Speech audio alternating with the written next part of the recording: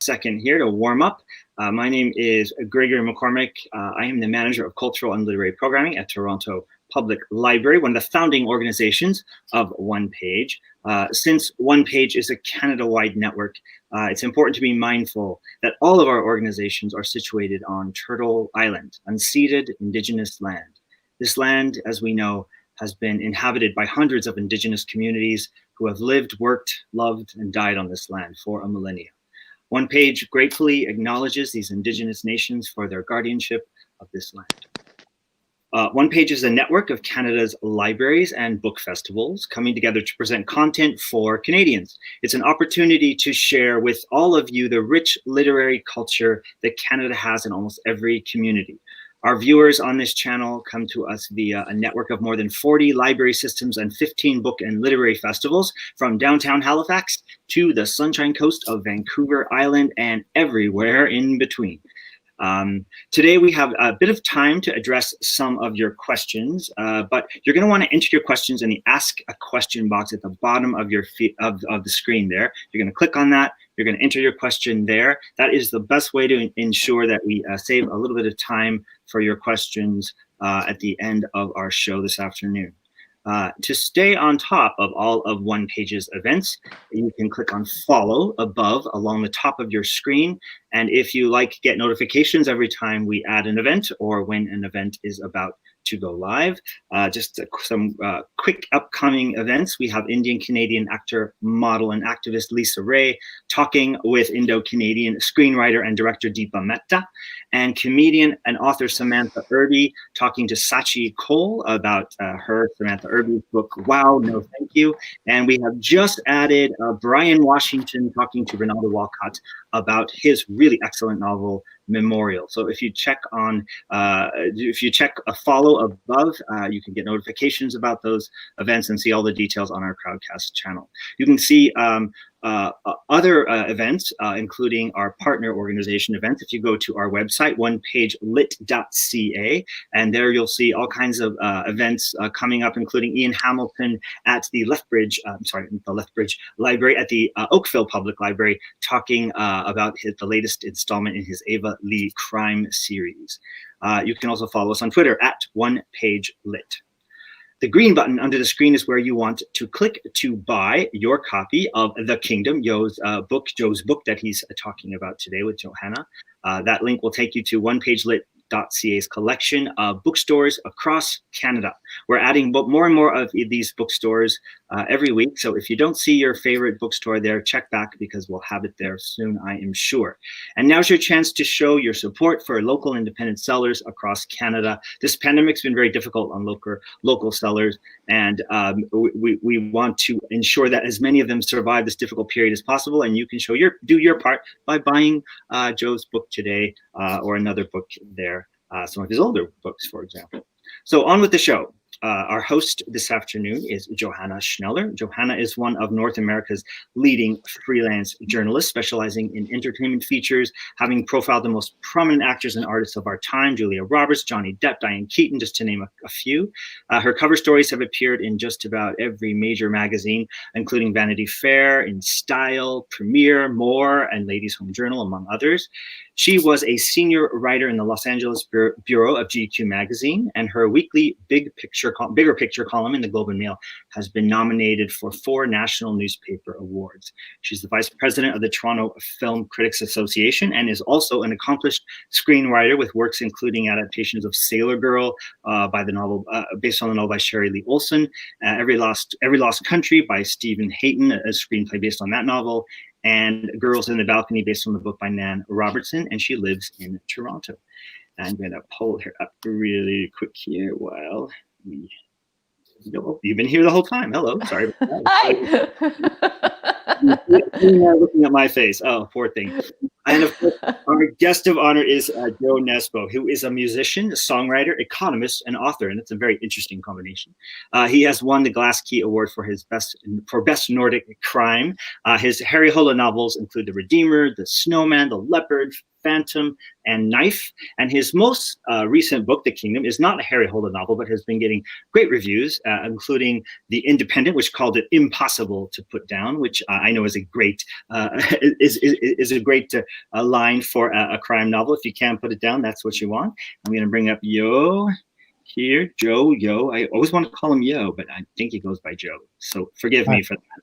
I'm going to turn it over to the two of you, and I will be back later. Thanks, guys. Thanks, Greg. Hey, Joe. Hi. Great to see you. I understand you're at home, and I hear you have a climbing wall in your house. Is that true? Yeah, that's true. Who told you?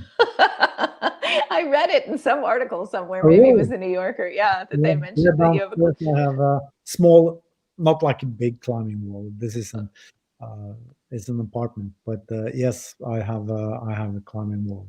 But you've been availing yourself when the rest of us are hunkered down during the pandemic.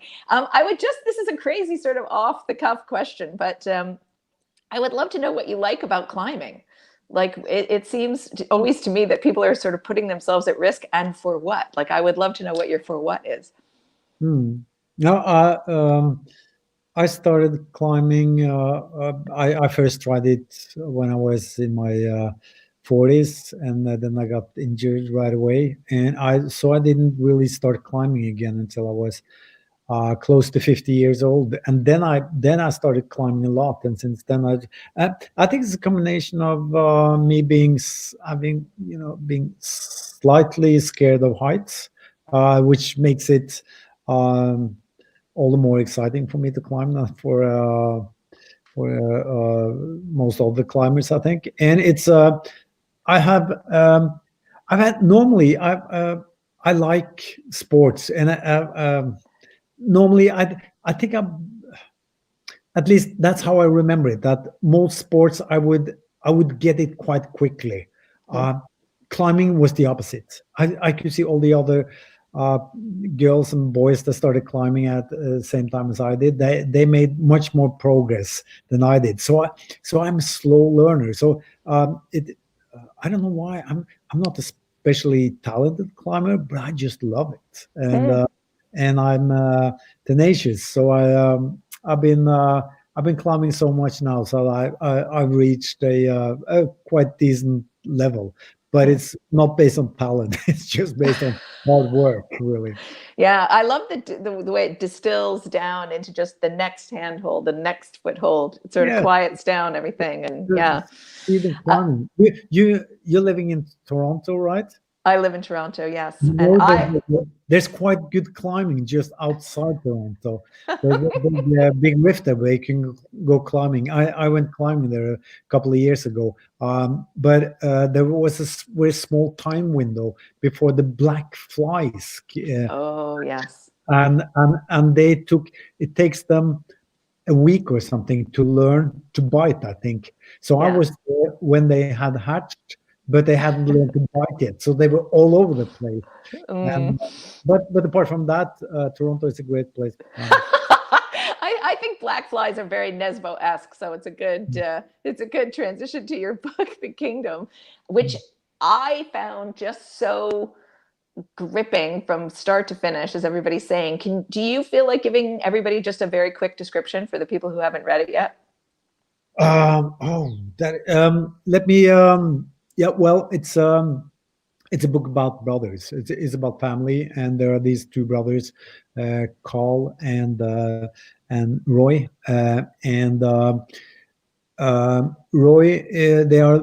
Roy is living in this small village or mountain town in Norway. He's running the local gas station there.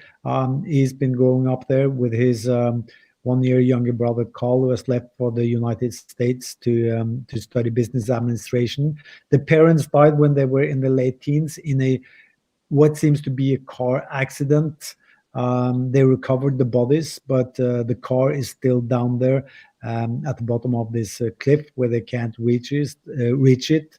A big Cadillac DeVille. And so after 15 years away, Carl returns to the mountain town, and he has brought with him a young woman we just as married, Shannon. They actually spent time in and they have worked in Canada, in Toronto, and so they are returning. And Carl has this plan to build a luxury spa hotel in this small village, and his plan is to bring everybody along. They are all going, all the inhabitants in Oos, which is the name of the town. They are invited to be investors in this big project. And that is sort of the start of the story. And there's also the local sheriff, who is, of the years, has been investigating this car accident, what really happened. And also his father, the former sheriff, who mysteriously disappeared. What really happened? So there's sort of secrets, dark secrets from the past slowly rising to the surface as these brothers reunite. And I was asked to make it sort of a tagline, like for a movie for the book. And the tagline I came up with is two brothers and one woman. Yes, that is an excellent tagline. I don't want to spoil it for anybody, but I can say safely that people begin behaving badly very quickly and continue to behave badly. And you sort of rocket the reader from one moral dilemma to the next. And Roy, who's we hear the story through his voice, he's not always easy to root for because he's doing a lot of very morally questionable things. So what were you asking yourself, or what are you hoping that readers ask themselves? You know, we're sort of watching Roy through our fingers. Are we supposed to root for him, against him? Like, what are you asking of readers with a morally complicated hero like that?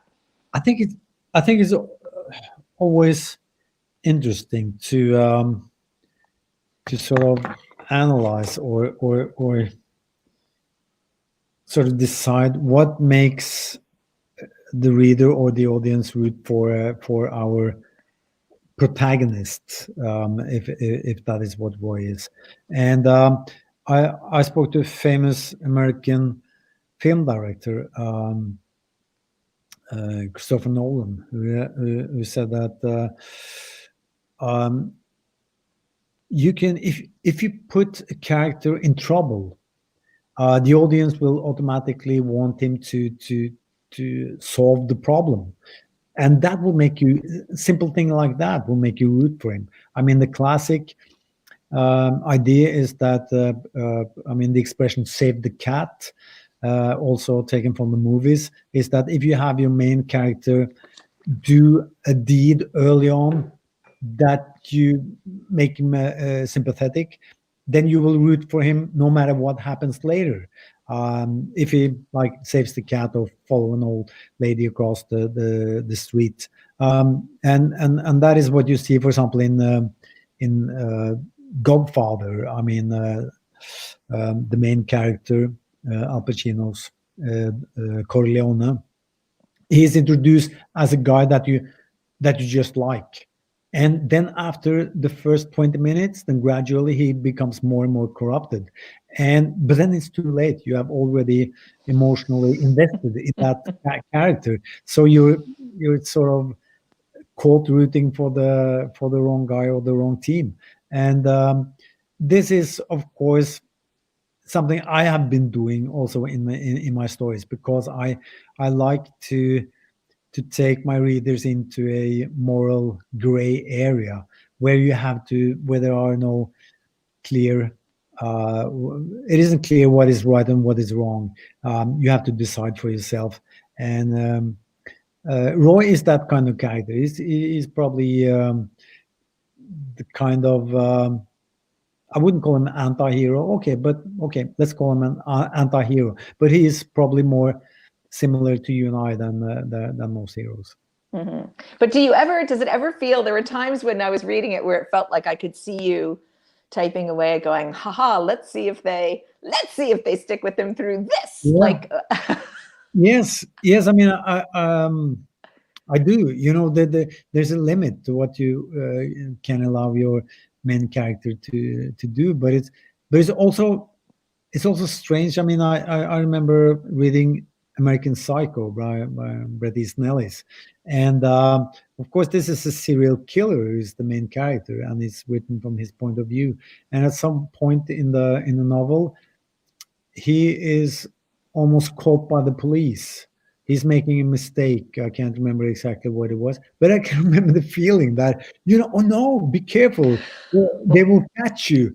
And you would think that was, well, that would be a good thing if this guy is caught. But it's also the strength, the power of of um, of choosing a narrative of this is written in the first person point of view, and that makes it really hard not to at some level sympathize with the character. So I know that the reader will try to find something that they like about Roy, and I think gradually, actually, I think it's not that hard really to root for Roy. You after a while you will see that, well, down deep he's a person with morality, and he's a decent guy. So do you Yeah, you don't agree? There were times when you tested me. I will say, yes, there are times I did absolutely stick with him right to the end. Maybe I'm more tolerant with the characters like that. Well, do you think that you have to have a writer has to have a bit of a dark streak in your own sense of humor or your soul to write dark stories, to want to go to those places? Well, I think that curiosity, I think, is what's important. That and that you see it as your task to take the readers to those dark places. And I mean, most unpleasant thoughts and situations we will shy away from in everyday life, both, I mean, writers and readers. But as a writer, when you are curious about a certain situation, how we would react in that situation, whether it's about violence or sex or religion or morality or family versus society, then you can't stop halfway. You can't stop. You have to keep on drilling like a dentist, in that hole. It's not saying that this is a painful novel, but there are, of course, awkward and sort of extreme scenes and situations in this story. Yeah. Does it cost you anything as a person? Do you have sleepless nights? Do you have insomnia? You're conjuring up some pretty brutal images sometimes. Do you take that on yourself, or can you walk away from the typewriter computer and not be bothered? I think I sometimes use my own nightmares or dark fantasies, and they have, like, to a certain extent already been processed. So it's not like I give myself nightmares writing my novels, but I know I'm going to dark places. Actually, I don't think the kingdom is. I've been to darker places. There's probably more humor in the kingdom than in some of the other novels, which also has to do with the fact that I'm writing in the first person's narrative, that the inner monologue gives you an opportunity as a writer to use humor. Yeah, you're also writing, as you say, about a small town, and you grew up in a small town, right, on Norway's west coast. I want to say Mold. I'm not sure if I'm saying that. Yeah. Mold is a bit bigger than this town, but my parents they grew up in really small towns around Molde, and I would go there for all the summer holidays and Christmas holidays. So those are sort of, it's not the town or city I grew up in, but it's the small villages that are sort of the landscape that I see when I'm writing about Os. Yeah, you get that sense of everyone knowing everyone, and the good Right. and the bad of always being observed and Yeah. always being questioned. So what were you like when you were growing up there? What kind of a kid were you? I was playing soccer most of the time. I was the soccer player, and I had brothers just like Roy and Carl in the novel. I had Knut, who is 1 year younger than me, and of course, our relationship is an important inspiration for the relationship between Carl and Roy.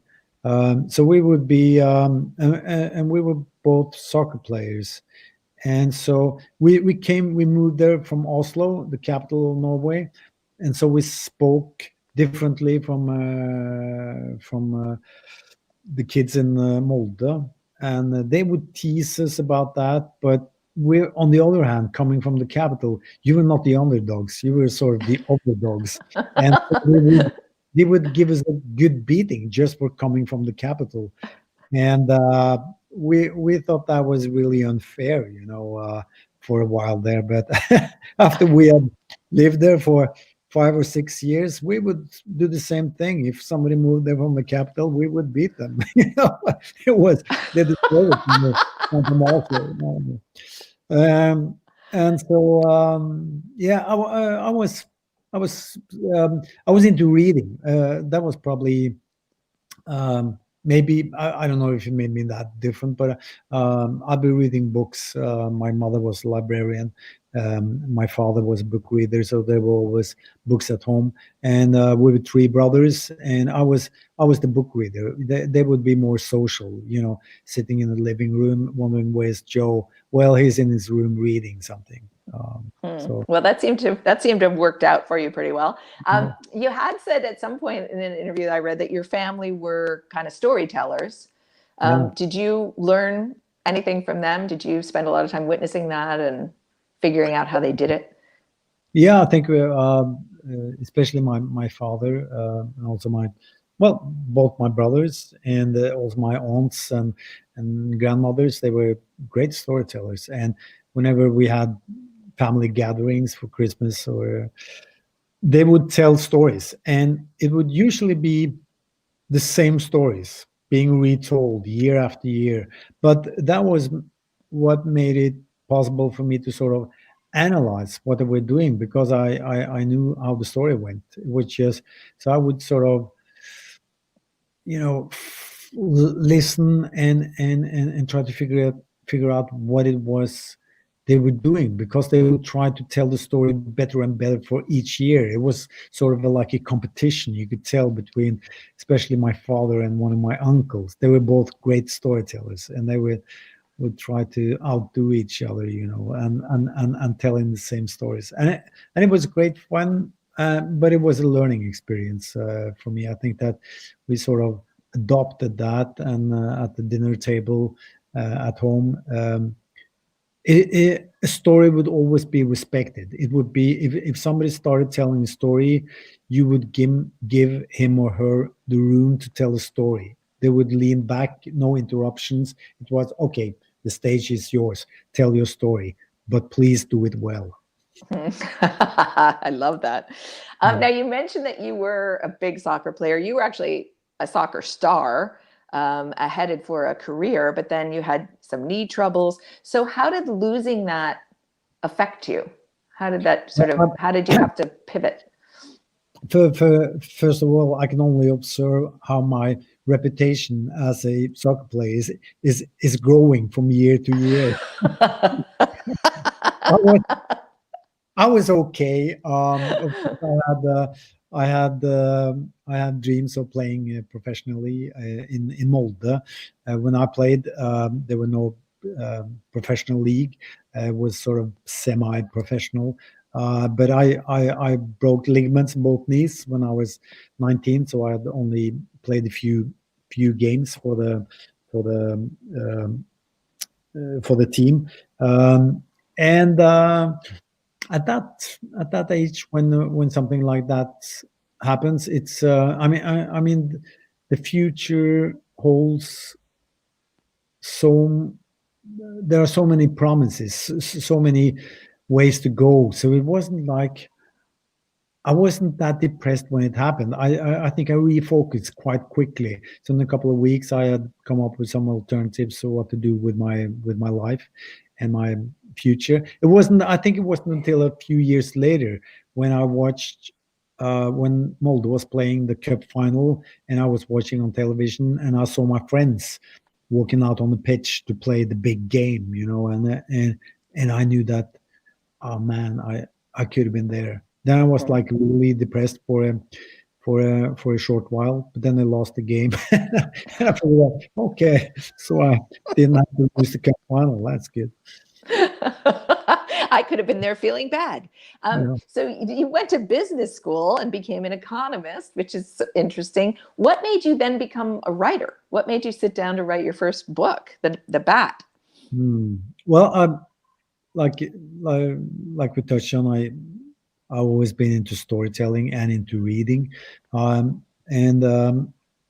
for in my teens in Molde, I didn't play in the band. My brother played guitar and he played in the band, and so many of my friends played in bands. But they would come to me for the lyrics, so I would write lyrics for my friends' bands. Later on, when I started playing myself, I was also write the songs and the lyrics. And that was sort of my school for writing novels. So it wasn't until I was 37 that I was asked by a girl I knew who worked at a publishing house.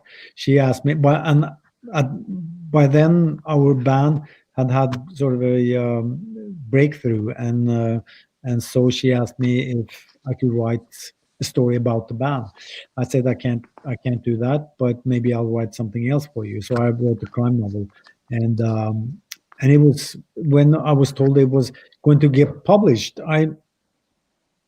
I told my friends, who had played in bands, and I remember when telling them that I'm in a band now and we're going to release a record. They were like really surprised. Are you playing in a band? I didn't know you played anything. But when I told them that now I'm going to publish a book, they were more like, "Yeah, of course you are. What took so long? We've been waiting for this. You're a writer. We understand that. We don't understand that you pretend to be a musician." Waiting for you to catch on. So what was your experience? You wrote it in just a couple weeks, I read somewhere. Were you sort of like gleeful as you were typing away? Like, did you feel like this was the thing? You know what I was doing when I was asked, if I could write something for this publishing house. I was going to Australia for 5 weeks with a friend of mine, and he only had 2 weeks. So the last 3 weeks I was traveling alone, and so I brought a laptop because I knew I would be on my own for. But what happened was I started planning a novel, something short that I could send to the publishing house. I had no plans that it was something that would be published. I just thought that I'll write a crime novel really quickly, and give them a first version of that, and hopefully they will say that, okay, we see some talent here. Please, if you write something else, like a real novel, please send it to us. I was. It took me 5 weeks. I had the first draft, or not a draft, but actually a version. I can't remember, 300 pages, something like that.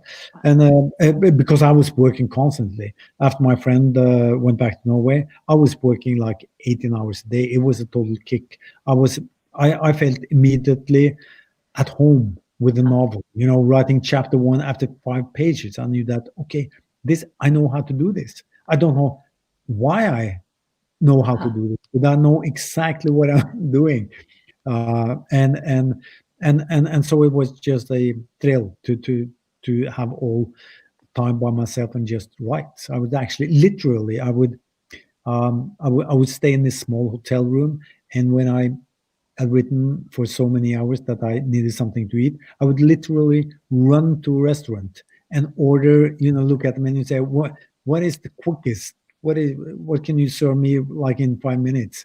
And I would like eat and literally run back and keep on writing.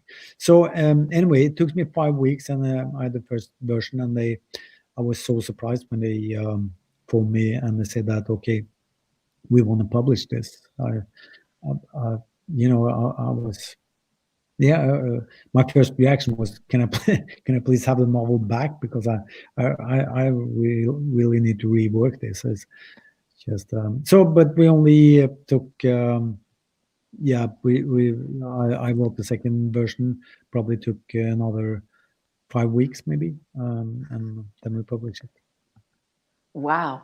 So then you went on to write 11 other books about Harry Hola, who's, a destructive and a self-destructive kind of guy. Why do you think readers have responded so well to him, that they are interested in? I don't know, and I sort of consciously, I think I have consciously avoided to analyze that, because then you would, yeah. I think it's when writing a story like that, you have to stay true to the story. At least I would. You can easily be corrupted by popularity, that you subconsciously try to figure what it is they like and give them more of that. I think that what makes me interested as a reader is when I find a universe that is the that is the result or the invention of a mind, an uncorrupted mind. I have, if I feel that that they are giving me what I want. I know that for Charles Dickens, on the other hand, that can work too, because Charles Dickens, he would publish his novels chapter by chapter, and he would eagerly read the feedback from the previous chapters, and then sort of decide on what characters to keep and not. So and that, I mean, that worked really well for him. So I'm not saying that this is the only good method, but for me, it's I try not to have too much contact with my readers. I really don't want to know what they like and what they don't like. I want to keep it pure in a way. That's interesting. Yeah, I understand that. There's a great description in The Kingdom where you talk about, Roy is talking about this plot that he has gotten rolling in his, he's plotted it out, and it has now begun to take on a life of its own steam. And it almost is like this thing that he has set in motion is now making its own decisions. And it struck me as a very good metaphor for writing a book. I don't know if that's how it feels for you. Like, do you start out knowing where you're going to go? Do you discover it on the way? How does it usually work for you? I start with an idea that could be anything. That could be a character, a idea of the perfect murder, an interesting motive for a murder. Even the title, like the novel The Snowman, was started just with the title, and then I will just, see what I come up with.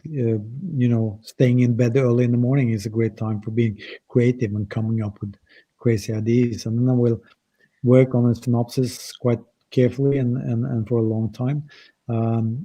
And which means that when I sit down and I start writing like chapter 1, I have a pretty clear idea of what I'm going to write, how the story will go. So I like that, because like we talked about my family who would retell the same stories year after year. I observed how the stories actually became better when you retold them. That they and also how they could build up the story when they really had told the story so many times and they knew exactly how to tell it. You could see the sort of the confidence with which they could tell us to, come sit closer, because I have this great story to tell you.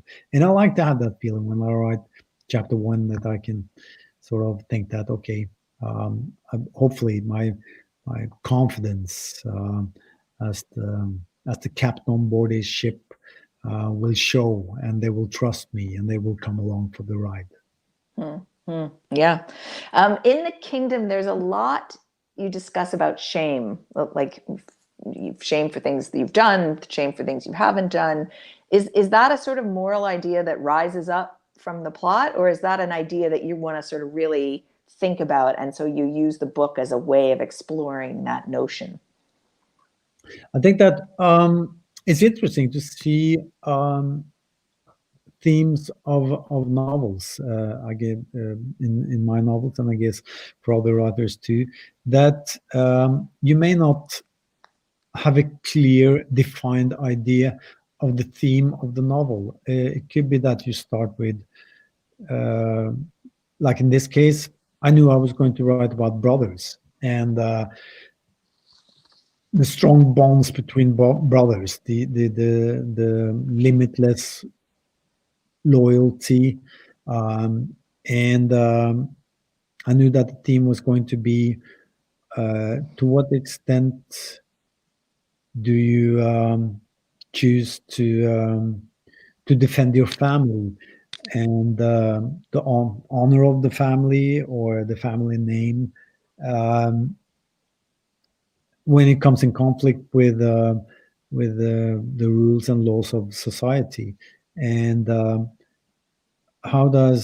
what is morality worth compared to the emotional ties to your family. At one point, the father of Colin Roy, who's a hard man, he tells them that, family is everything. At the end of the day, you can't trust anyone. You can't trust you can't trust society. You can't trust your neighbors, and you can't trust your friends. The only thing at the end of the day that you can't trust is family. Family is everything. And so that was the theme. But then shame, after a while, I need certain elements in the story, and then it happens that what you thought was going to be the main theme of the book takes backseat for something else that rises to the surface during the writing. Although I think in this case it is what I just told you, that is the main theme, I think. But shame is certainly also a strong theme. Yeah, it plays very well throughout. Every single character confronts it at some point, I think, in the course of the book. How long does it take you to write a book now? Do you have a schedule? 5 weeks. 5 weeks. Wow. No, it takes. That was sadly that was the only time I wrote a novel. This novel is actually taken from not. I haven't been working full time for 3 years, but from start till finish, it was actually 3 years. But then there were some other projects in between that I worked on at the same time. Did you have a low point or a high point? Like, do you hit snags, or do you come to a place where you're like, oh, this is what it is? Yeah, well, I find that it's useful to curb my enthusiasm, because I find that when it feels easy, when I feel like inspired, it's usually because I'm tired, or I want to, it's. I think that when I'm really hard on myself, that is when I do my best work. When I'm Wow. pessimistic and I find it hard. In hindsight, when I read it, those are normally my best passages. So I kind of think, yeah, when it feels good and easy, this is no good. The writing. When it's hard, then I'm optimistic. Interesting. That's really interesting. You have different kinds of books that you write. Obviously, there's the Harry Hollis series. There's The Kingdom, which is a sort of standalone book. You have the children's series. How do you know which one is which? Like, do you sort of divide it up in your head? Like, this one is going to be for Tom Johansson to write, or this one is going to be for Harry Hall? Like, how do you know it right from the beginning which way you're going to go? Not necessarily. I mean, it all starts with the idea. It never starts with, okay, so now I'm going to write a children's book, or now I'm going to write a Harry Hole book. It's all about the idea, and I had to first find out whether it's a really good idea. Doesn't mean that I have to know everything about what the idea is about. It's normally just if I feel that, you know, you have this almost tickling sensation that, you know, that okay, I feel good about this idea. I can't tell you why, but there's something there. Then it's probably something there. Then it's probably something about the idea that I really like, but I haven't figured out what it is that I really like. And hopefully I will after a while. There are ideas that I start working on that doesn't, you know, live up to its promises, and that I have to quit at some time. Actually, there's two novels that, especially one novel that was like 400 pages novel that I deleted after I'd written a novel, Wow. and sort of in hindsight, so that I should have jumped ship on a much earlier stage. But normally by now I'm quite, I know when the idea is good. Then I have to figure out, you know, what is it? Is it the Harry Hole novel? Is it the standalone? Is it the children's book, or is it maybe even lyrics for a new song? Huh. Well, I admire you for being able to press delete. I'm not sure I could do it. You talked about like sort of stepping on stage. You kind of step into a persona when you're performing with your band, and you do have this, you know, pen name that you write under sometimes. What does it do for you to have a kind of alternate persona, an alter ego? What does that do for you? I think that it makes it easier. It thinks, you know, being in, like playing in the band, it's like you have a license to be a pop star for 2 hours on stage.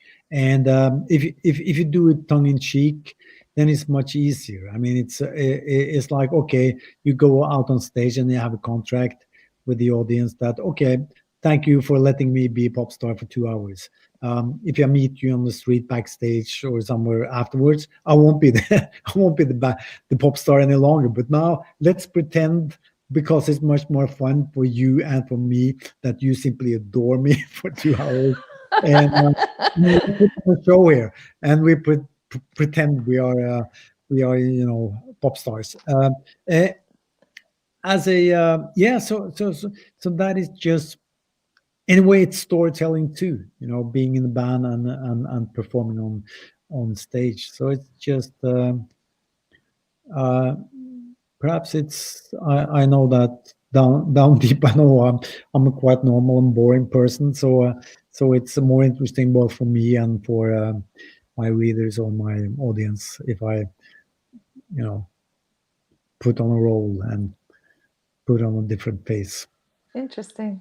Interesting. So, I mean, you've sold 40 million books in 50 different languages. Your stuff has been bought by Hollywood, and, you know, Michael Fassbender starred in your movie. And is success what you thought it would be? Do you feel your own success? I think that I experienced success with my band in the early 90s, and that was, we had released our second album. Our first album hadn't sold anything at all, and it was, I still think that's a really good album. Our second album was also a good album, not any better than the first one, but for by coincidence, we had a couple of songs on that became hits.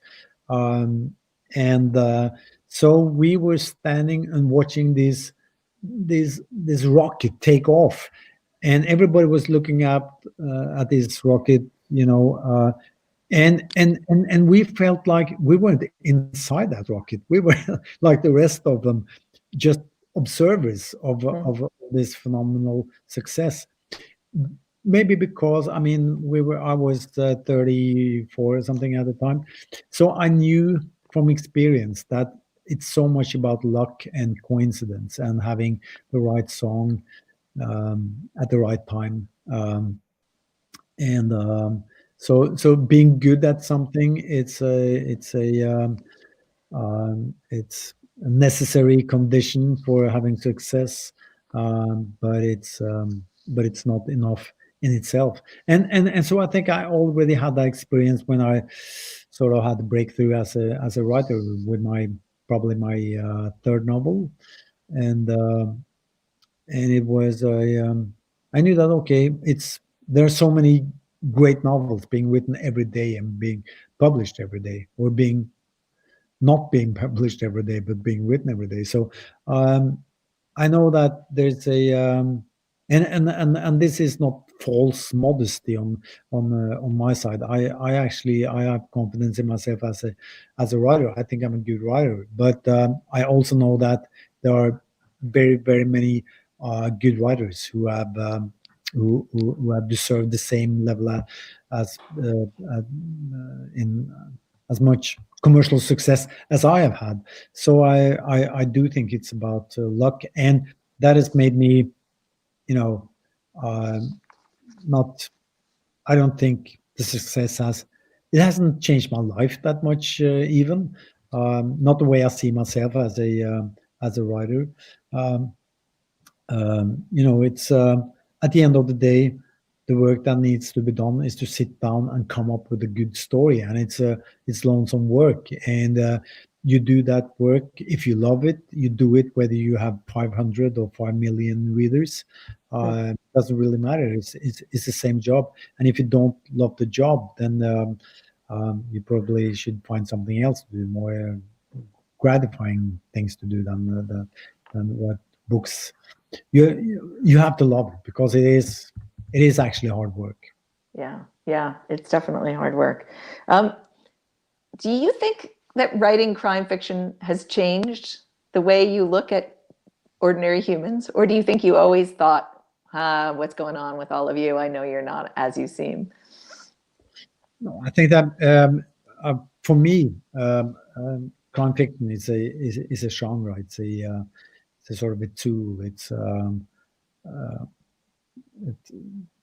more like in a band. If you choose to play with bass, two guitars, and drums, that's a crime novel. And if you play with different instruments, it's a different genre, but it's still about the music, and you use that. For me, the crime novel is a vehicle to tell stories. It's not a goal in itself to describe murder or to discuss,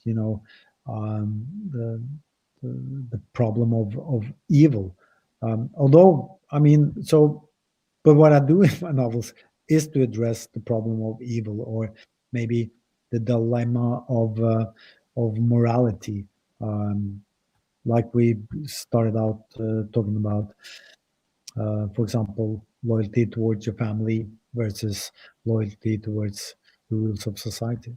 Like that, and the crime novel is it's a very fine vehicle for achieving that. Yeah, you can actually talk about anything you want through the lens of a crime novel, I suspect. I'm going to ask you a couple questions from watchers, viewers now. Someone called Rishika, I hope I'm saying that right. What do you feel is the biggest challenge for new writers trying to enter the genres of crime or thrillers? I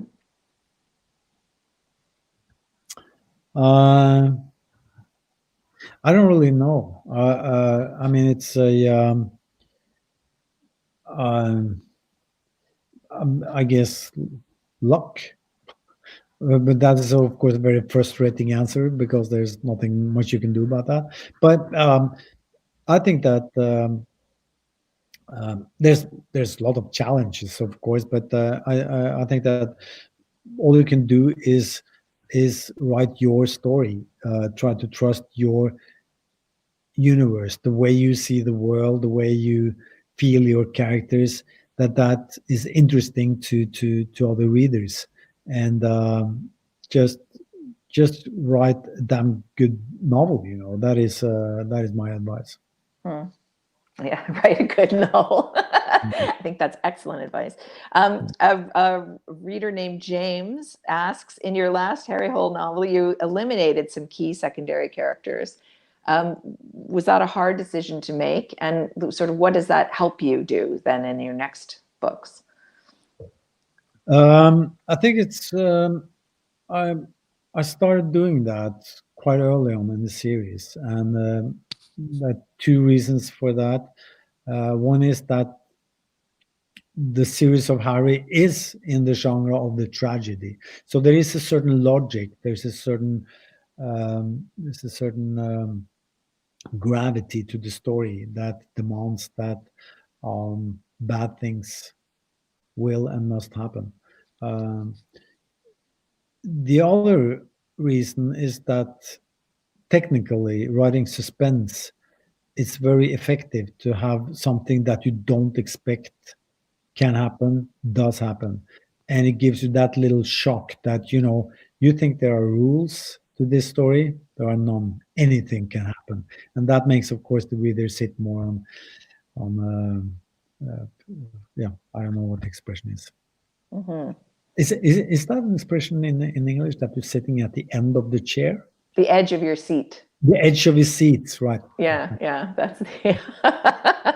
I sometimes feel like I'm at the end of my chair for a lot of reasons. Does it also help you to then, because you have a detective who's in the sort of same setting, now you've gotten rid of some characters, you have to invent, obviously, new characters, new scenarios. Does that also help keep it fresh for you?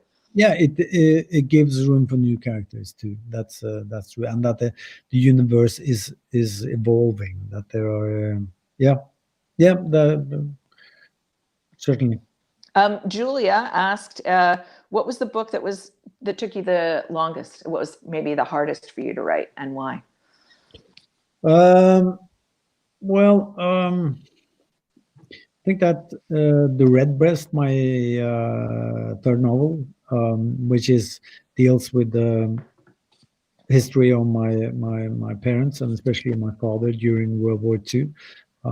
That was hard and challenging, and it took a long time, but also one of my most rewarding novels to work on.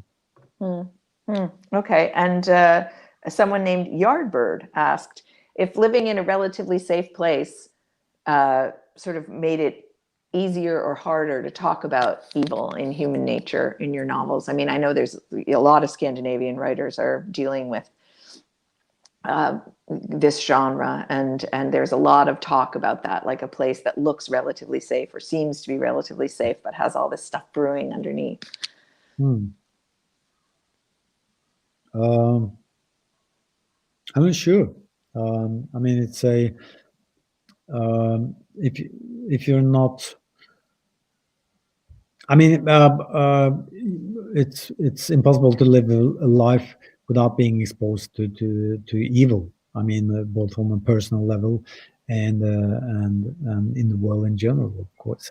But of course, if evil is something that is close to you at all times in your private life, then it could be, and you're an observer of evil, that can make it easier, but it can also make it more difficult to describe it in an analytic way, that you can be too emotional about it, because I probably have more an outsider looking in at evil and trying to be rational about it, and say that, okay, what is evil? Does evil really exist? There's a famous Norwegian criminologist who expressed it like this: is that crime doesn't exist, which is, of course, putting it in a way that says that crime is what's a crime is a result of the rules of in a society, in a culture, in a specific time period. What is considered a crime today was not crime 50 years ago, or vice versa. I mean, if you go back only 50 years, being a gay person and having a gay sex life was actually would get you at least in theory, a prison punishment, even in Norway and in UK, and now they have gay pride parades. I mean, in such a short time, those things will change. Well, that's fascinating. That's a good point. I'm going to switch gears just a little bit. So you've written for television now. Does that change the way you write? Do you feel like you've always seen things in a kind of cinematic way? Is there something about the cinematic language that shook up your other writing, or that you really enjoy?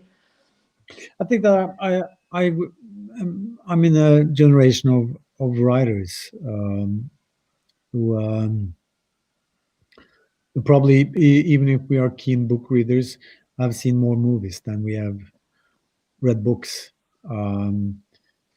And certainly, I mean, we've been influenced by the movies. I think that, and it's interesting to see how also the books, novels have influenced movies, especially. I think maybe to a larger extent during the last 50 years than earlier on, when the storytelling of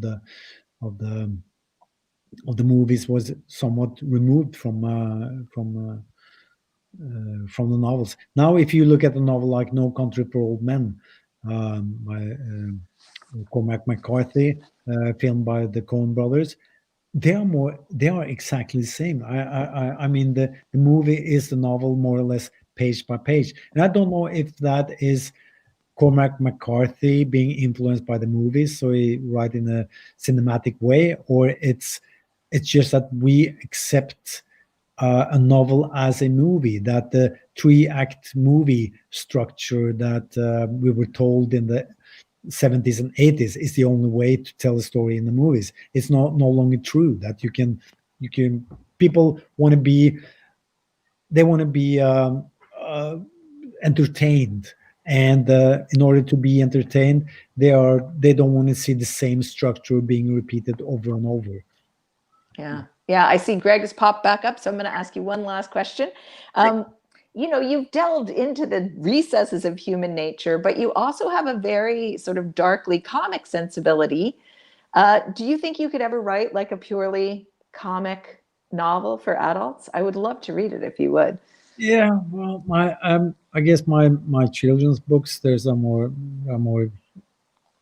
comedy in those books. That is more or less pure comedy. I think that the Headhunters, although it's a thriller, that is probably a novel with which is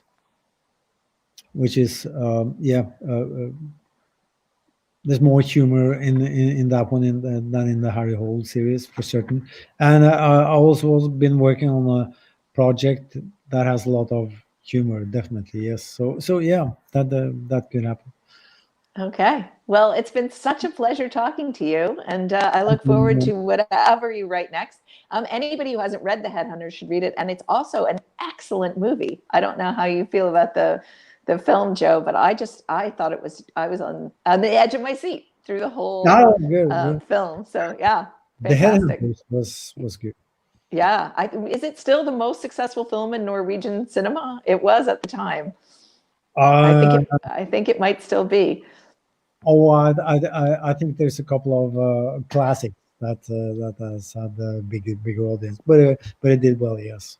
Yeah. Well, anyway, thank you so much. Over to you, Greg. Very interesting. I think I've thought about, you'll read a book and you'll think this is such a cinematic influence here on this scene. I've never thought about it from the perspective of turning that book into a movie, and how that kind of makes it easier in a way, and makes it easier for the director or the writer or whatever to stick to that the kind of plot points. So it's an interesting it's an interesting point. So thank you so much, Joe. Thank you very much, Johanna, for taking part. That was an interesting conversation. I love the backdrop you have behind you, Jo. It's I always say to people, have something interesting but not distracting, and a little texture, and it's like a textbook. Yeah, it's beautiful, and the painting behind you is very nice, Jo. And I should listen to my own advice. Right? That's just thank you very much. Just a quick reminder, everyone, you can buy the book at the green link under the screen. That will take you to the onepagelit.ca's collection of booksellers across Canada. You can get it from your local favorite bookseller. Thanks again, everybody. Thanks for taking part. Jo, have a good evening. Johanna, thanks again. And thanks, everyone, for watching. We'll see you again soon. We have an event tonight at 9 p.m. Eastern Time with Tommy Orange, the author of There, and Wapishig Rice, another local Indigenous writer. So tune in for that, 9 p.m. Eastern, right here on the same channel. Thanks, everybody. Thanks. Happy Thanksgiving to the Americans.